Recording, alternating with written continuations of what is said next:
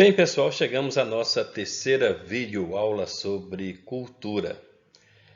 Esse texto que eu deixei na plataforma e que também vocês têm, creio que vocês já devem ter baixado, é um texto que vai discutir o conceito de cultura e os modos de como os antropólogos, eles, de certa forma, definem, descrevem, observam as sociedades, sejam sociedades simples, sejam sociedades, nesse caso, mais urbanizadas, aquelas que nós chamamos de sociedade complexa. Então, nós vamos continuar os elementos da cultura, vamos continuar a explicar os elementos da cultura, né, continuando desde a aula anterior, da sexta-feira passada, né, da aula passada, que nós tratamos de elementos específicos da cultura ou da formação da cultura.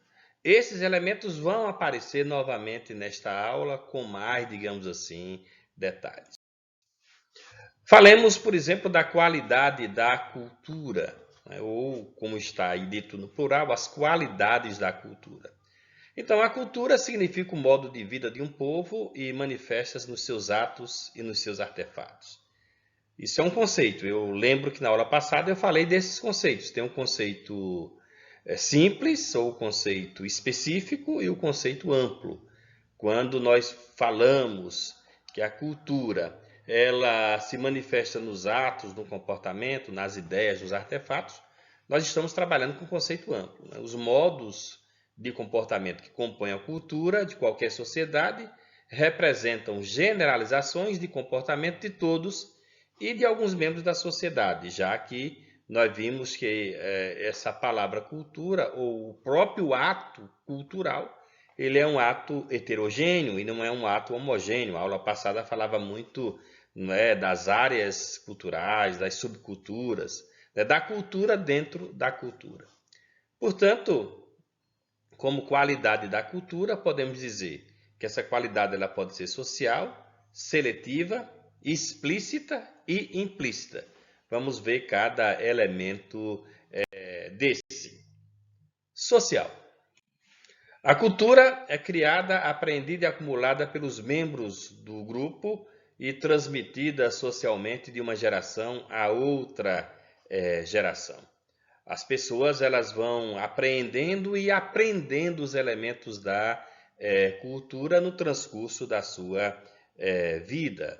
Ou seja, nós nascemos num ambiente cultural já formado e temos aí a responsabilidade, socialmente falando, de levar, né, esses hábitos, esses costumes, essas ideias, neste caso, adiante. Quando a gente fala, não é, que a cultura ela é social, porque ela faz parte de um grupo, não é, e de um grupo da própria sociedade. O crescimento da cultura, todavia, ele não é uniforme, não é? Pode haver épocas de grande desenvolvimento, pode haver época de estagnação e pode ser até que haja retrocesso. É menos comum haver retrocesso nos processos culturais. A alteração ela pode ser realizada por substituição ou por acúmulo, né, de elementos da própria cultura.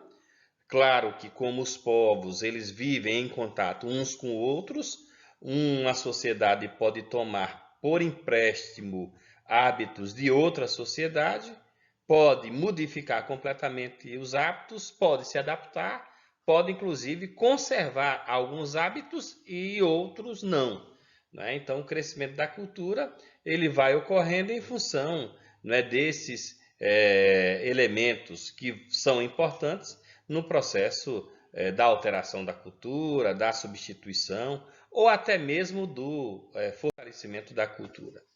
Social, agora a seletiva.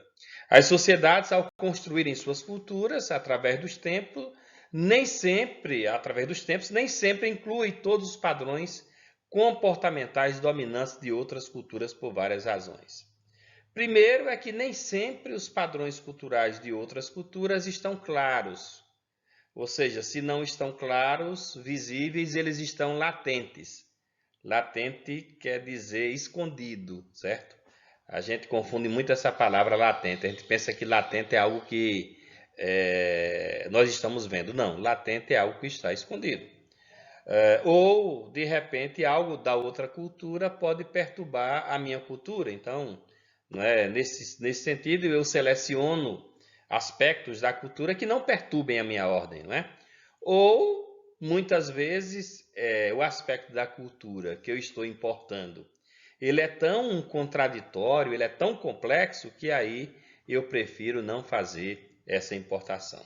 Portanto, não é? As sociedades, ao construírem suas culturas, tomando como modelo outras culturas, têm, e isso é natural, como esse texto coloca, tem, né, como possibilidade a seleção da cultura.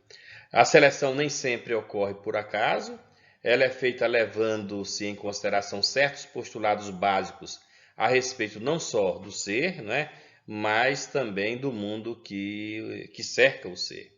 Hubel e Frost apontam dois postulados básicos para esse processo de seleção. Primeiro, que eles precisam ser existenciais, ou seja, eles precisam ter relação com a existência daquela sociedade ou com a natureza daquela sociedade.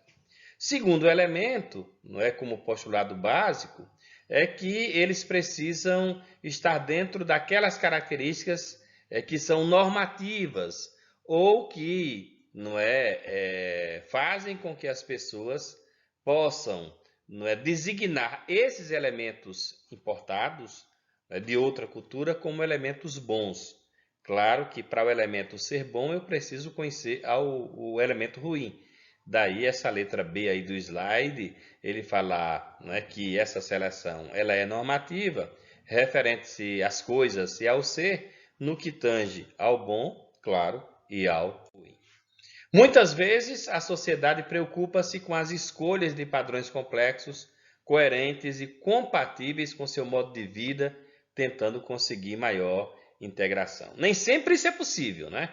Mas na hora da importação de outros hábitos, claro que essas coisas do slide anterior, essas coisas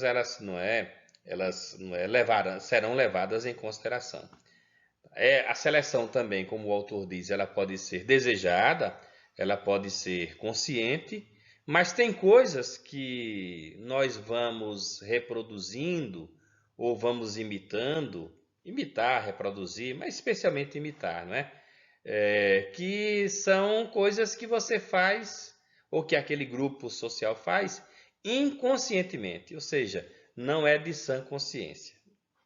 Claro, eu posso desejar e importar um hábito, e aí passo a reproduzir aquele hábito, ou de repente o hábito chegou e eu nem vi, e eu reproduzi aquele hábito de forma inconsciente.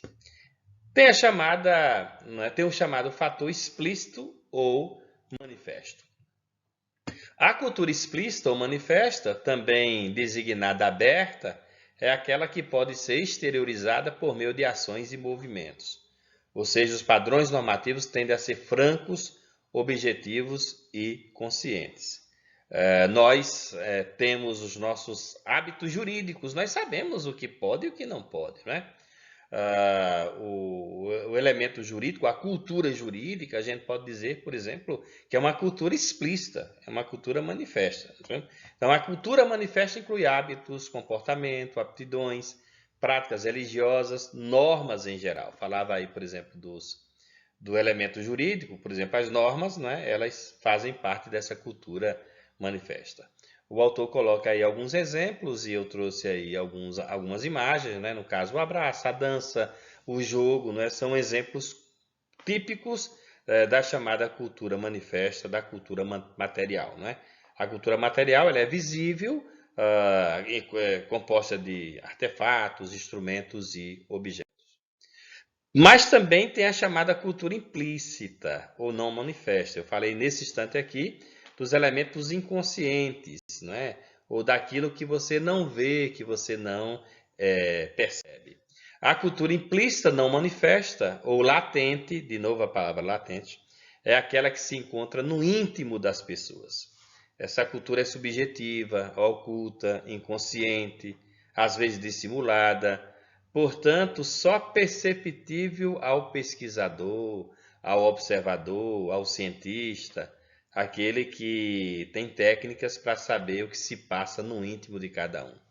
Essa cultura implícita ou não manifesta, segundo aí o slide, ela deve ser analisada minuciosamente através de normas manifestas que as inclui ou, nesse caso, não é, expressam. É mais complicado você, né, ver essa cultura implícita porque ela é do íntimo, não é? Muitas vezes uma sociedade, um grupo é mais violento do que outro e não percebe, por exemplo, que é mais violento, ou não se acha mais violento, mas os seus pensamentos, não é? As suas convicções, e aí no caso, pensamentos, convicções, que se transformam em ações, essas ações elas vão ser violentas em função do íntimo, ou em função da crença que aquele grupo social ou aquela determinada sociedade, nesse caso, tem. Né? Então, existe essa chamada cultura implícita ou manifesta. A cultura não manifesta de uma sociedade muitas vezes não pode ser percebida, como eu já falei no slide anterior, né? Nem às vezes pelos seus próprios membros da sociedade, por não fazerem parte da sua vida, não é, cotidiana. Está no íntimo, não é? Inclui valores, crenças, ideias, não é? Conhecimento. O exemplo que o autor está colocando aí, por exemplo, acreditar na reencarnação. Eu olhando para vocês na sala de aula, eu não sei quantos de vocês acreditam nisso. Mas se alguns de vocês acreditam, isso faz parte de uma cultura, né? De uma crença, de algo que está no interior de vocês. O modo de trajar, né? De vestir também. Né? Às vezes você se veste e não percebe que está se vestindo conforme um determinado grupo social. Isso para você não é explícito, porque não você inconscientemente está reproduzindo um tipo de cultura. E muitas vezes para outras pessoas, não é? Para outras pessoas. Eu falei aqui sobre o Juazeiro do Norte outro dia, não é? As pessoas que vestem, por exemplo, preto no dia 20. Muita gente não sabe por quê, não é? Dia 20 foi o dia que o Padre Cícero faleceu, 20 de julho. Então, as pessoas que acreditam no Padre Cícero, especialmente aqui no Nordeste, que fizeram promessa para o Padre Cícero, vestem preto. Então, boa parte da sociedade que não conhece não vai saber que ali tem um padrão cultural, né? Que tem, digamos assim, uma cultura. Ou para aqueles que acreditam nas religiões afro-brasileiras ou não é totalmente africanas, o vestir branco na sexta-feira. Né? Então isso termina sendo uma chamada cultura implícita, porque muita gente não sabe, não conhece, por exemplo, esse hábito. Os processos culturais. Processo é a maneira consciente ou inconsciente pela qual as coisas se realizam, se comportam ou se organizam. As culturas mudam continuamente, assimilam novos traços ou abandonam antigos através de diferentes formas. Conhecimentos, transmissões, difusões, estagnações, declínio, fusões, são aspectos que as culturas estão sujeitas, já que as culturas elas demoram a ficar estagnadas. Só, como foi dito aqui, só os grupos, na primeira aula, só os grupos que vivem isolados.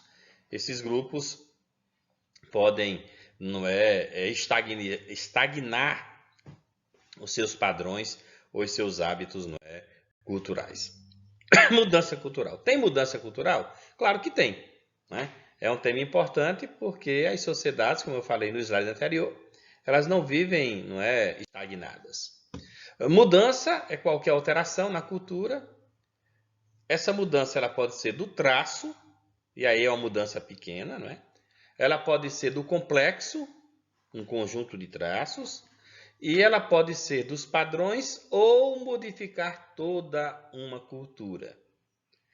É muito raro uma cultura toda de uma sociedade ela ser modificada, já que, como nós vimos na aula passada, a cultura é composta de vários traços, de vários complexos, e numa sociedade você pode ter vários padrões culturais.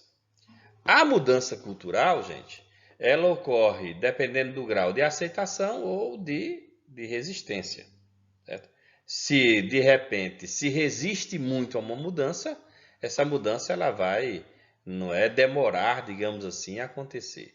Mas se a sociedade está aberta aos processos de modificação, logo alguns traços, alguns não é, complexos serão substituídos. O aumento ou diminuição das populações, as migrações, os contatos com povos e culturas diferentes, as inovações científicas e tecnológicas, as catástrofes, perda de safra, epidemia, guerra, as depressões econômicas, as descobertas fortuitas, as mudanças violentas de governo. Esses fatos, esses eventos, eles exercem ou podem exercer especial influência na alteração da cultura de uma sociedade. Dependendo da intensidade desses fatos, a sociedade ela não se transforma. Eu mesmo estou percebendo que nós estamos ficando mais violentos. A sociedade está mais violenta, está querendo resolver os problemas, os conflitos na base da violência. Isso estimulados por determinados grupos de poder.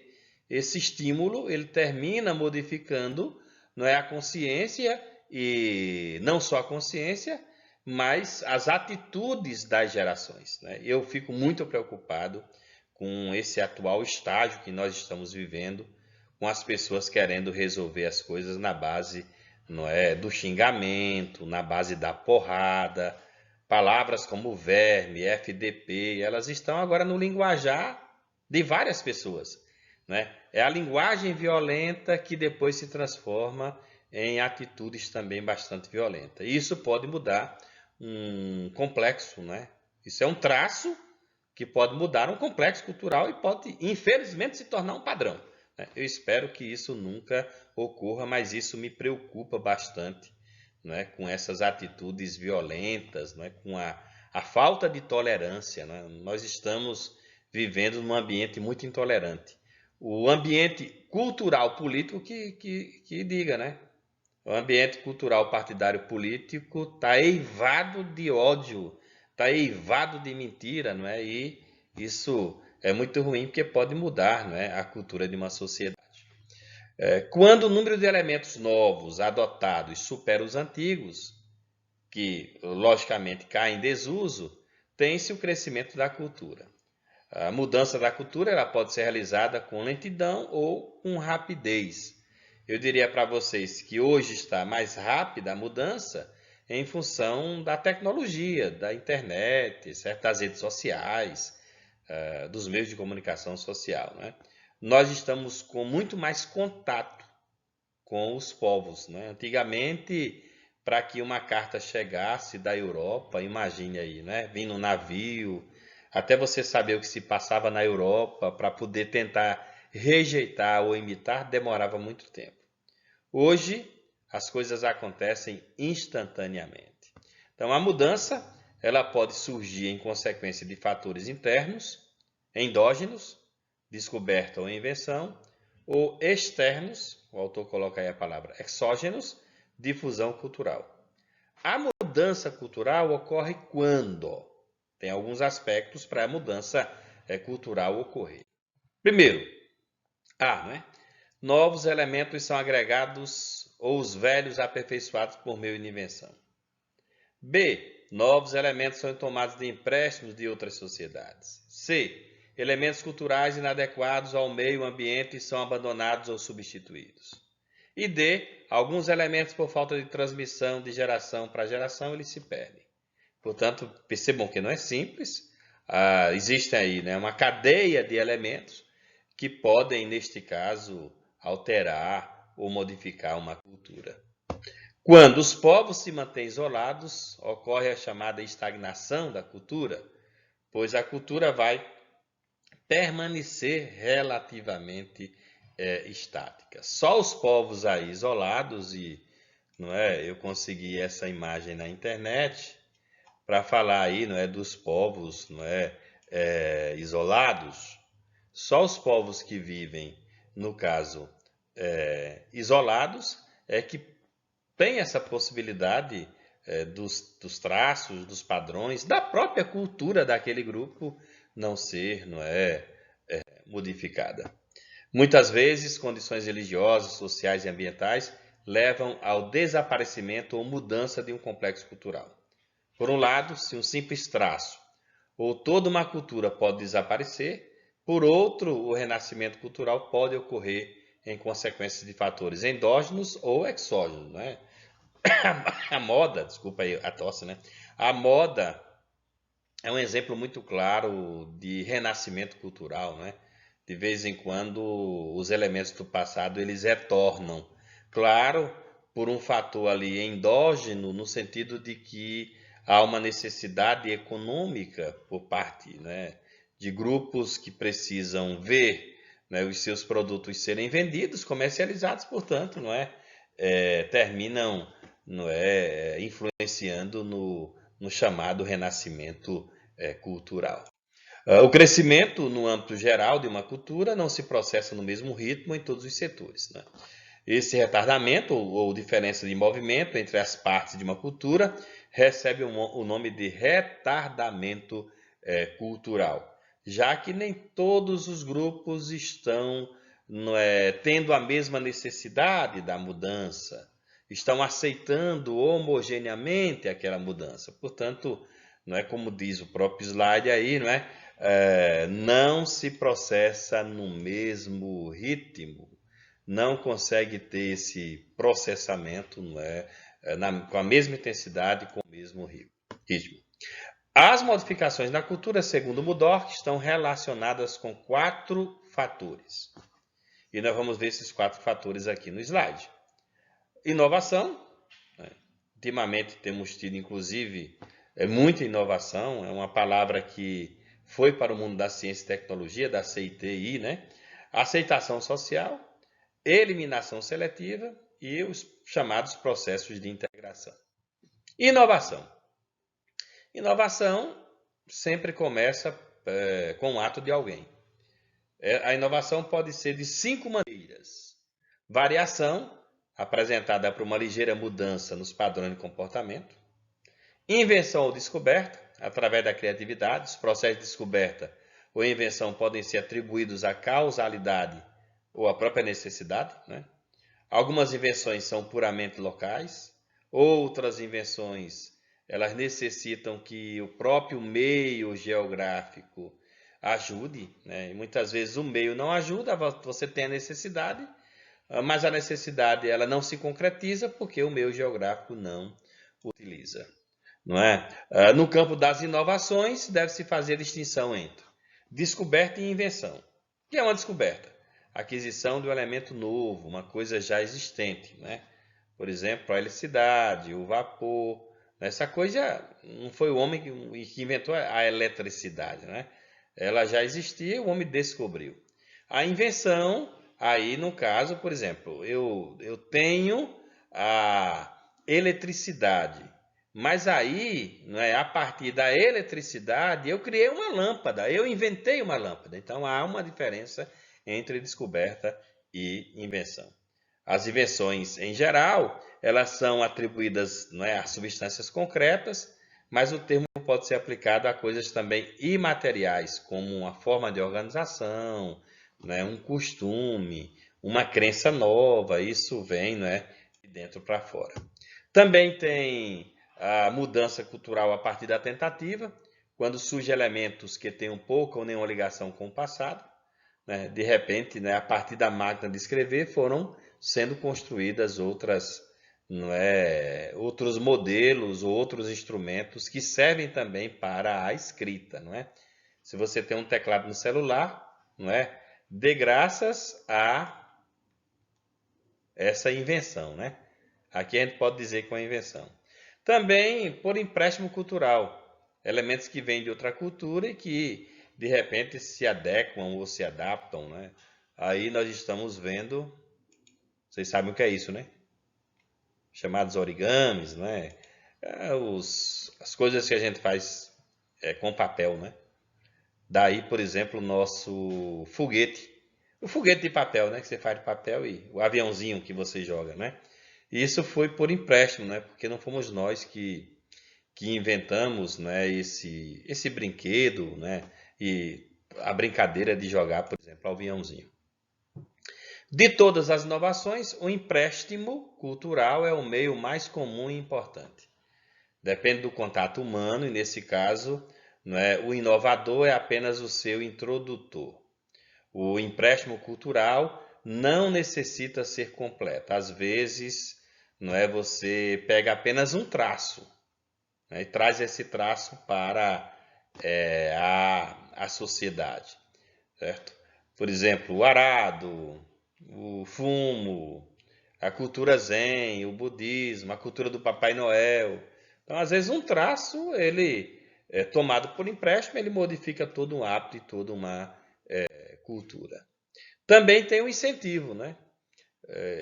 De repente, não tem como nós não mudarmos o hábito ou o costume, não tem como, em função da própria necessidade e da própria exigência. Por exemplo, não é? Acessar a internet. Né? Quantos de nós aqui não tivemos que mudar o hábito?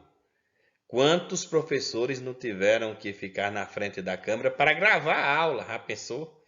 Não é? De fazer videoaula, de ter esse novo modo de interagir, de procurar ferramentas novas. Isso foi uma necessidade, claro, imposta, mas foi uma necessidade e está sendo a necessidade, digamos assim, do momento. O autor coloca aí a questão do robô, né, do uso do robô. Eu poderia colocar o uso de e-mails, né, das próprias redes sociais. Né? A pessoa pergunta: você não tem rede social? Então você não está culturalmente não é adequado à nova ordem, ao novo status quo. Portanto, não o incentivo geralmente é um elemento alheio que termina se impondo e você termina, não é, reproduzindo aquele elemento. E claro que o elemento precisa ser aceito. A aceitação é a adoção de um novo traço cultural através da imitação do comportamento copiado. Né? No início, esse elemento pode ser aceito apenas por um indivíduo, depois ele pode se estender para os demais. Né? Preconceitos pré-existentes dos membros de uma sociedade receptora vão facilitar ou vão bloquear a aceitação ou o empréstimo a uma nova possibilidade cultural. E aí eu me lembro muito bem, dando aula de história, quando a gente, por exemplo, vai falar do pão de milho e do pão de trigo. Não é? Eu diria para vocês que o pão de milho e o pão de trigo é um encontro de culturas. Não é? Os nativos aqui aceitaram o pão de milho, aceitaram o pão de trigo, que não é americano, tampouco brasileiro, né? E os estrangeiros aceitaram o pão de milho, né? Quantos estrangeiros não gostam de cuscuz? E quantos nativos não gostam do pão de sal, né? Que a gente chama que é o pão francês, né? Na minha infância era o chamado pão de sal. Então, essa é uma aceitação de um traço cultural que vai se dando. Alguém traz e vai introduzindo aquilo na sociedade ou na comunidade. Mas também tem os elementos que são eliminados da própria cultura, não é? A chamada eliminação seletiva consiste na competição pela sobrevivência feita com o elemento novo ou pelo elemento novo, não é? Quando um traço cultural ainda se revela mais compensador do que as suas alternativas, ele perdura. Mas quando ele deixa de satisfazer as necessidades do grupo, vai desaparecer. Eu coloquei essa imagem aí. Se eu perguntasse para vocês o que era uma liteira, claro que vocês pouco iriam saber. A liteira é isso aí, né? Esse instrumento aqui, que era, digamos assim, no tempo da escravidão, um meio de transporte. Claro que bicicleta, moto, carro, depois carruagem, as coisas que foram inventadas a partir ou com o uso da roda, deixou isso para trás, né? Deixou esse instrumento aí de transporte para trás, ele ficou, neste caso, em desuso. Ou seja, foi eliminado do hábito ou foi eliminado da cultura. Integração cultural. O processo de integração, segundo Ralph Linton, consiste no desenvolvimento progressivo de ajustamento cada vez mais completo entre os vários elementos que compõem a cultura total. Não é? A integração, quando existe, ela vai ser perfeita, pois essa integração ela vai determinar necessariamente modificações na própria cultura. Na integração, pode haver a adaptação progressiva, ajustamento recíproco entre os elementos culturais. Difusão cultural. Veja, as culturas, quando vigorosas, tendem a se estender a outras regiões sobre a forma de empréstimo mais ou menos consistentes. Um exemplo muito claro disso é a difusão da cultura europeia, da cultura ocidental, né? Nós reproduzimos, por exemplo, a forma da gente construir as nossas cidades. Ruas traçadas, não é? Por que é que tem uma rua e tem as transversais da rua, né? Isso é um modelo típico europeu, né? Não tinha nada a ver com o modelo, por exemplo, dos nossos nativos. Isso foi difundido e nós, de certa forma, reproduzimos culturalmente no nosso modo de habitar ou de construir as nossas habitações. Portanto, a difusão de um elemento da cultura pode realizar-se por imitação ou por estímulos, dependendo das condições sociais, favoráveis ou não à própria difusão. O típico mais significativo da difusão é o das relações pacíficas entre os povos numa troca contínua de pensamentos e invenções. Não poderia dizer para vocês que, né, num tempo da nossa colonização houve essa relação pacífica, né? Nem sempre ela foi pacífica, apesar de ter havido difusão cultural por volta de 1500 ou a partir, né, de 1500 aqui no Brasil, né? Nem tudo, porém, é aceito imediatamente, né? Há rejeições em relação a certos traços culturais. Quase sempre ocorre uma modificação no traço de uma cultura tomada de empréstimo pela outra, havendo reinterpretação posterior pela sociedade que o adotou. É o que a gente chama de ressignificação do traço, ou ressignificação da própria cultura. Às vezes o elemento que vem do exterior, que vem de outro lugar, ele não se reproduz da mesma forma que se reproduz em outros espaços. Aqui no Nordeste a gente tem muito, né, desses traços dessa difusão que são diferenciados, né, quando a gente, por exemplo, vai ver uma roda de São Gonçalo, né? Quem já viu uma roda de São Gonçalo vai perceber que isso, né, é bem característico desse processo de difusão que modifica o elemento original, né? Então, a roda de São Gonçalo, no próprio Nordeste, ela tem várias formas de existir ou de se fazer, né? Tem roda com fita, sem fita, né? Tem roda com altar, tem roda sem altar, tem roda com almoço, tem roda sem almoço, né? Tem várias formas de você, não é? De certa forma, difundir aquela cultura. Um traço vindo de outra cultura através de empréstimo pode sofrer reformulação. Nós falamos dessa reformulação agora no exemplo do São Gonçalo, não é? As próprias condições geográficas e o isolamento são fatores de impedimento à difusão da cultura, que inclui 3 processos, né? Apresentação de um ou mais elementos culturais novos a uma sociedade, aceitação desses elementos, aceitação ou não, claro, integração na cultura existente de um ou mais elementos. No caso, por exemplo, para ficar mais claro, aí o slide, vou voltar de novo, a introdução da cultura europeia no Brasil, né? Não só foi um traço que, de certa forma, se espalhou aqui pelo Brasil, né? Você tem vários traços que vão fazer parte desse processo aí que o texto coloca, não é? De integração, certo? De uma ou mais coisas, não é, existentes. Esse processo é um processo mais complexo, é um processo mais complicado. Aconteceu aqui também no Brasil, né? Acontece em muitos lugares. É a chamada aculturação. A aculturação é a fusão de duas culturas diferentes que, entrando em contato contínuo, originam mudança nos padrões da cultura de ambos os grupos, não é? Pode abranger numerosos traços culturais, apesar de, na troca recíproca entre as duas culturas, um grupo receber mais do que o outro. Via de regra, né, você tem não é o grupo que acultura outro, né? E muitas vezes de forma hegemônica. E aí isso ocorre compulsoriamente, ou seja, eu não quero, mas sou obrigado. Como eu sou obrigado, eu termino reproduzindo aquele hábito por obrigação, compulsoriamente. E aí ocorre esse processo, né, que está sendo chamado aí de aculturação ou de fusão de duas culturas, né? Dos contatos íntimos e contínuos entre as culturas e sociedades diferentes, resulta um intercâmbio de elementos culturais. Com o passar do tempo, essas culturas se fundem e podem até formar uma cultura nova.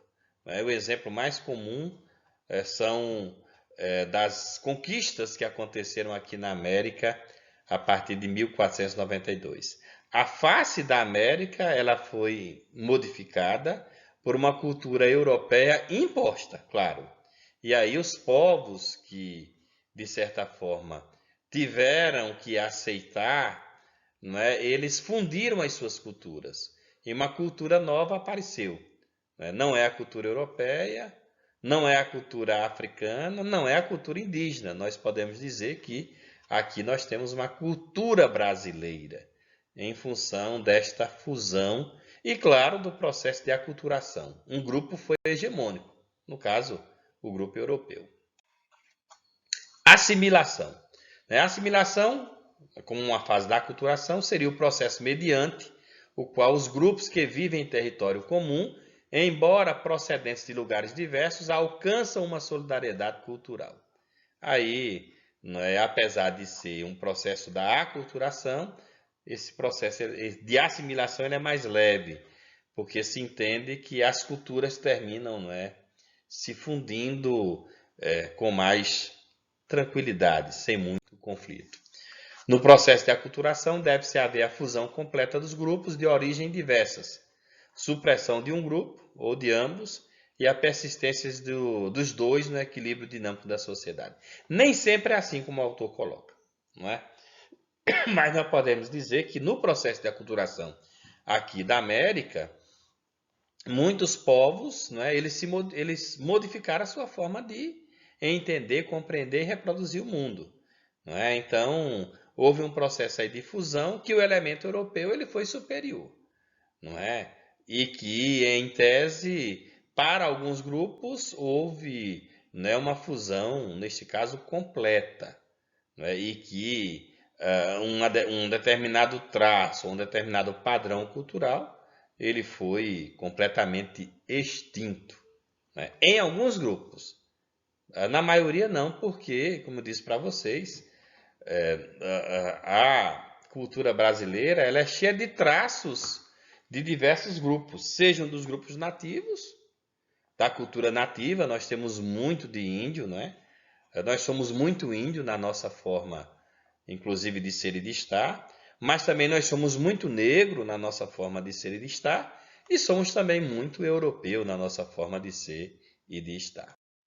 Sincretismo é uma característica também aqui da religião brasileira, né? Em religião seria a fusão de dois ou mais elementos.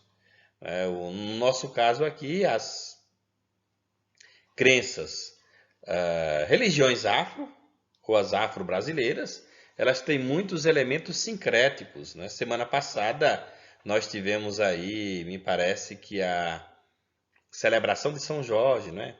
Veja, São Jorge aí neste altar está num altar que não é da Igreja Católica.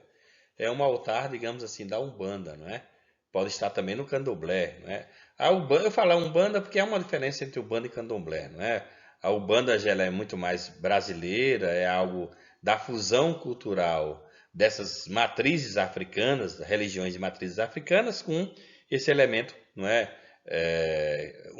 Da Umbanda que é mais abrasileirado. O Candomblé, a Macumba, a Umbanda são elementos característicos das religiões afros, sendo a Umbanda mais brasileira, ou sendo uma criação do próprio Brasil. E nesses cultos afros nós vamos ter elementos católicos. Daí, de certa forma, haver esse processo que a gente chama de sincrético. único, não é? Um encontro aí de duas matrizes, não é, religiosas. Transculturação. A transculturação, ela consiste na troca de elementos culturais entre sociedades diferentes, não é? O autor coloca aí, né, que os sírios libaneses trouxeram o quibe e a esfirra para o Brasil e levaram do Brasil o feijão, né? Então houve um processo não é, cultural, um traço da cultura que vai para um lugar e aquele lugar envia um traço, certo? Que de certa forma é aceito e consumido. A aculturação consiste, pois, em uma forma especial de mudança. A sociedade que sofre o processo de aculturação modifica a sua cultura, ajustando-se ou conformando-se com os padrões culturais daquele grupo dominante. E aí, de novo, europeu, não é, americano, né, essa coisa do europeu dominar o americano. Entretanto, seu modo de vida conserva sempre algo da sua própria identidade. Foi dito no próprio slide, né, que nem todos os elementos da cultura modificam, né? Alguns elementos eles ficam. Em nenhuma sociedade os processos de aculturação ocorrem total ou instantaneamente. A mudança é sempre mais rápida e aceita com maior facilidade em relação a traços materiais. Quando um traço novo entra em competição com o outro já existente e o substitui, tem-se o processo de deculturação. No caso aí, né, eu coloquei a imagem, apesar de não ser, digamos assim, eu vou mudar aqui a cor, apesar de não ser algo de desuso, né? Mas existe ainda fogão de lenha. Só que o fogão de lenha foi substituído pelo fogão a gás, não é? Então houve aí uma deculturação, porém, não é, com esse traço ainda existente na nossa sociedade, já que não caiu em desuso, né? Tem restaurante especializado em comida feita, não é, a lenha. Endoculturação, até falamos na aula passada desse processo, não é, da endoculturação. O que seria ou o que é endoculturação?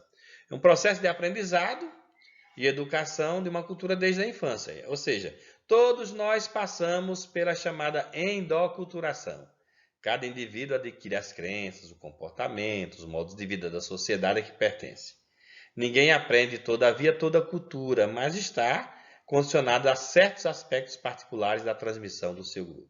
Isso começa na infância, não é? E nós vamos ter aprendizado cultural a vida toda, né? Então, eu diria para vocês que durante todo o nosso processo de vida, nós estamos nos endoculturando, ou seja, estamos adquirindo a cultura.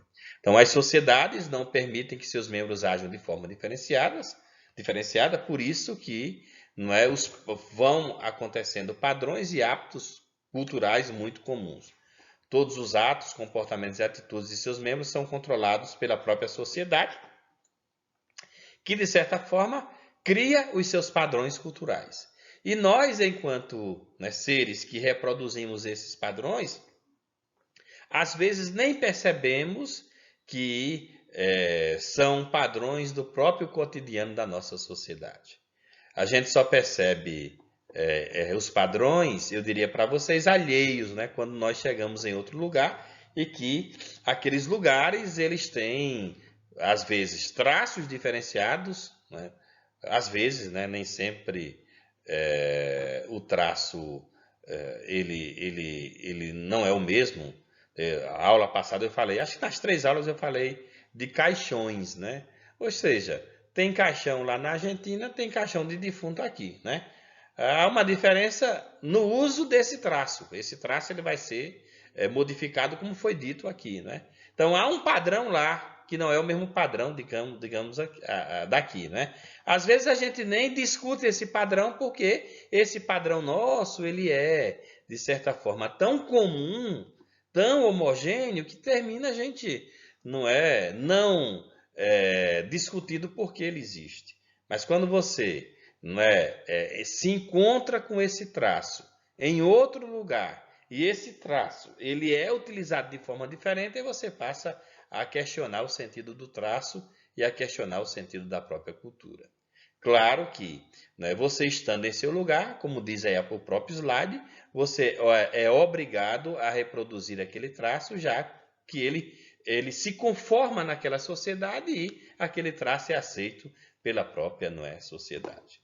Portanto, é isso o que eu queria dizer sobre a cultura, não é? A cultura é algo magnífico, é algo fantástico, não é? Estudar a cultura é conhecer o povo, a tradição, a origem, não é? É estudar também os processos de mudança e claro que não tem como nós não fazermos um curso como o de direito, o de direito, sem conhecermos a sociedade, não é? Sem conhecermos os grupos e os hábitos sociais, culturais que cada sociedade ou que cada grupo social tem.